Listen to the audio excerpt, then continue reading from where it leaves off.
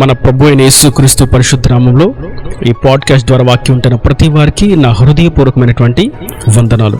దేవుడు మిమ్మును దీవించునుగాక.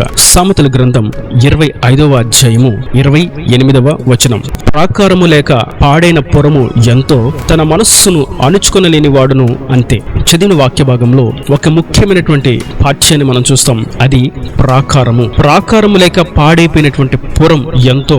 నిజమే, ప్రాకారం అనేది ప్రతి వారికి కావాలి. ఒక స్థలాన్ని కొనుక్కుంటే దాని చుట్టూ కంచె వేస్తారు, వారి ప్రాకారాన్ని నిలుపుకుంటారు. ఒక గృహమును కట్టుకుంటే ఆ గృహము చుట్టూ ఒక ప్రాకారాన్ని వేసుకుంటారు. ఒక కట్టడమును భవనమును నిర్మిస్తే దాని చుట్టూ ప్రాకారమును నిర్మిస్తారు, కంచెను వేసుకుంటారు. కంచె అనేది, ప్రాకారం అనేది ప్రతి వానికి కావాలి, ప్రతి పరిస్థితిలో కావాలి. ఒక దేశానికి మరొక దేశానికి మధ్య ఒక కంచె, ప్రాకారము తప్పనిసరి. ఇవి ఎందుకు అని మనం చూసినట్లయితే, ప్రాకారం ఏం తెలియజేస్తుందంటే, ఇతరులకి అనుమతి ఈ ప్రాకారం బయట వరకే, అంతకు మించి లోపలకు అనుమతి లేదు అని ప్రాకారం గుర్తు చేస్తూ ఉంటుంది. ఒక గృహమునకు వెళ్తే ఆ రోడ్లో ఎంతసేపైనా నడవచ్చు, కానీ ఆ గృహంలోకి వెళ్ళడానికి మాత్రం ప్రాకారం అడ్డుగా ఉంటుంది. స్థలం, ఆ వీధిలో ఎంత నడిచినప్పటికీ ఆ స్థలము చుట్టూ వేయబడినటువంటి ప్రాకారం వారు లోనికి రాకుండా అడ్డుగా ఉంటుంది. దాని అర్థం, మీ యొక్క అనుమతి ఇక్కడ వరకే, ఈ ప్రాకారము దాటి మీరు లోనికి రాకూడదు అని ప్రాకారము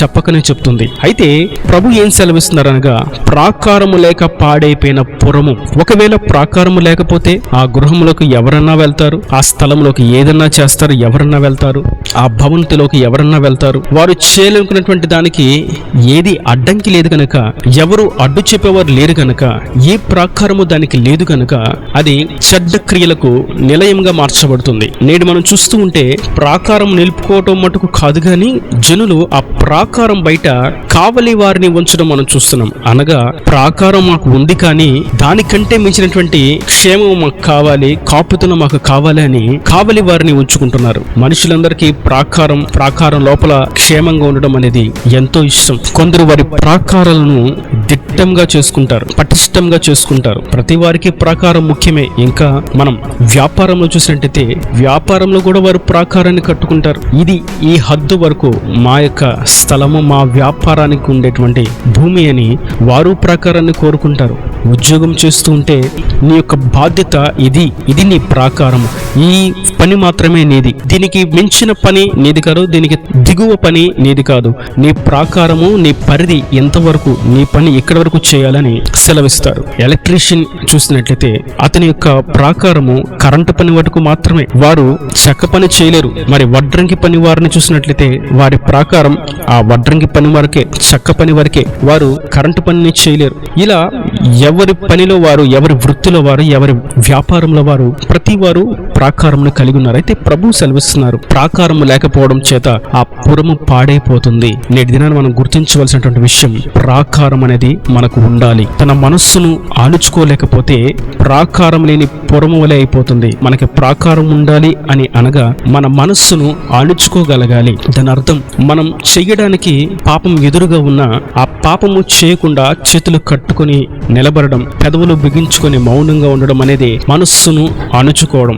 మన ప్రాకారము లోపల మనం క్షేమంగా ఉండడం. ఒకవేళ ఆ హద్దును మీరి ప్రాకారము దాటి ప్రాకారమును బద్దలు కొట్టుకొని ఆ చెడు క్రియ చేయడానికి సాహసించినట్లయితే ఆ ప్రాకారం పడిపోయింది కనుక ఆ తర్వాత ఎంతమందైనా, ఎట్టి చెడ్డ క్రియలైనా, ఎటువంటి జంతువైనా, క్రూరమైనటువంటి తోడేలైనా రావడానికి అవకాశాన్ని కల్పించిన వారమవుతాం. ఇంకా అపోస్తలుడైనటువంటి పౌలు అంటాడు, కొరింథీయులకు రాసినటువంటి మొదటి పత్రిక 10వ అధ్యాయము 23వ వచనం, అన్ని విషయముల యందు నాకు స్వాతంత్ర్యము కలదు, కానీ అన్నియు చేయదగినవి కాదు. అన్నిటి యందు నాకు స్వాతంత్రము కలదు, కానీ అన్నియు క్షేమాభివృద్ధి కలుగు చేయవు. అపోస్తలుడైనటువంటి పౌలు, నాకు అన్ని చేయడానికి అవకాశం ఉంది, కానీ అన్ని కూడా నేను చేయదగినవి కాదు అని అంటున్నాడు. అనగా మనకు అన్ని విషయంలో స్వాతంత్రం ఉన్నది.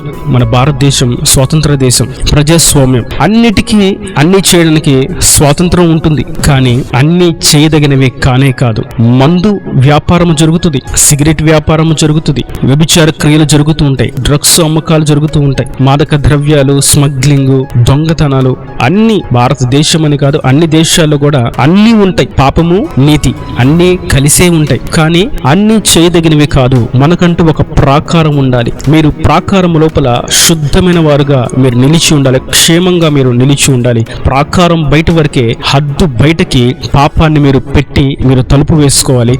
మీరు మీ ప్రాకారంలో క్షేమంగా ఉండాలని ప్రభు కోరుకుంటున్నారు. నేటి తరాన్ని మనం చూస్తూ ఉంటే ప్రాకారాన్ని బద్దలు కొట్టుకొని చెడు క్రియలకు, చెడు వ్యసనాలకు, బానిసత్వానికి, పాపానికి, ఇచ్ఛలకు, లోక ఇచ్ఛలకు, సాతాను బంధకాలకు బంధించబడిన వారుగా ప్రాకారం లేక పాడైపోయిన పురుము వలె మనస్సును, హృదయమును, శరీరాన్ని అంతా కూడా సాతానికి అప్పగించిన వారుగా అనేకులు నిలిచి ఉండడం మనం చూస్తాం. వారికి తెలుసు ఇది చేయకూడదు అని, అయినా సరే దాన్ని చేయడానికి సాహసించి ముందడుగు వేస్తూ ఉంటారు. వారు ఆ పని చేయడం చేత ప్రాకారం లేక పాడైపోయిన పురుము వలె వారి జీవితం ఆధ్యాత్మికంగా దిగజారిపోతూ ఎదగలేని వారుగా మిగిలిపోతూ ఉంటారు. అందుకే వాక్యం సెలవిస్తుంది, మీరు ప్రాకారం కలిగిన వారుగా ఉండాలి, మీ మనస్సును మీరు అదుపులో ఉంచుకోవాలి. ఇందును గూర్చి వాక్యం ఇంకొంచెం లోతుగా ఏమి సెలవిస్తుంది అని మనం చూసినట్లయితే గలతీయులకు రాసిన పత్రిక 5వ అధ్యాయము 22వ వచనంలో మనస్సును అదుపు చేసుకోవడం అనగా ఆశ, నిగ్రహము అన్ని చేయదగినవే, కానీ వాటి యందు మనం జాగ్రత్త వహించిన వారముగా ఆ పని చేయకూడదు అని నిగ్రహము కలిగిన వారుగా ఉండాలి. ఆ ఆశ, నిగ్రహం అనేది ఒక ఫలం, ఆత్మీయ ఫలం. పరిశుద్ధాత్మను ఎవరైతే కలిగి ఉంటారో ఈ మనస్సును అదుపులో ఉంచుకోవడం, హృదయమును పదిలంగా కాపాడుకోవడం, శరీరానికి పాపం అంటకుండా, కల్మషం అంటకుండా కాపాడుకోవడం అనేది జరుగుతుంది. పరిశుద్ధాత్మ లేకపోవటం చేత వారు ఆశను నిగ్రహించుకోలేక పాపపు క్రియలు చేయడానికి ఆశలు కలిగిన వారుగా దురాశ వైపు, దుర్మార్గత వైపు అడుగు వేస్తూ ఉంటారు. అయితే నేడు మనం గుర్తించవలసినటువంటి విషయం, ప్రాకారము స్థిరంగా ఉంటేనే పురము క్షేమంగా ఉంటుంది. మనస్సును అణుచుకుంటేనే ఆధ్యాత్మిక స్థితి పదిలంగా ఉంటుంది, ఆత్మీయ క్షేమము కలుగుతుంది. ఇది పరిశుద్ధాత్మ యొక్క ఫలం. మనలో పరిశుద్ధాత్మ నిలిచి ఉన్నాడు అనడానికి ఈ ఫలం ఒక నిర్వచనం. ఆశను నిగ్రహించుకుంటూ ఉన్నామా లేదా? కంటికి చూచినదంతా ఇది నాకు కావాలి, ఇటువంటిది నాకు కావాలి.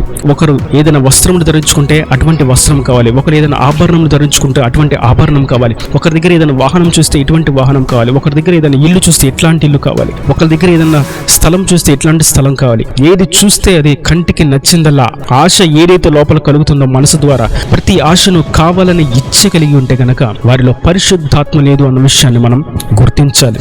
ఇంగ్లీష్ లో ఈ విషయాన్ని మనం చూస్తాం, కంట్రోల్ ఆఫ్ హిస్ టెంపర్ అనగా వారి కోపాన్ని అదుపులో ఉంచుకోవడం, వారి యొక్క ఉక్రోషాన్ని అదుపులో ఉంచుకోవడం, వారి యొక్క క్రూరమైనటువంటి ప్రవర్తనను అణుచుకోవడం. మరియు ఇంకా మనం చూస్తాం స్పిరిట్ వితౌట్ రెస్ట్రైంట్ అంటే ఎదిరించడానికి, దాన్ని నిరోధించడానికి శక్తి లేకపోవుట అనేటువంటి స్థితి. ఇంకా మనం చూస్తాం కంట్రోల్ హిమ్సెల్ఫ్, వారి యొక్క శరీరాన్ని, వారి యొక్క మనస్సును, హృదయమును అదుపులో ఉంచుకోవడం.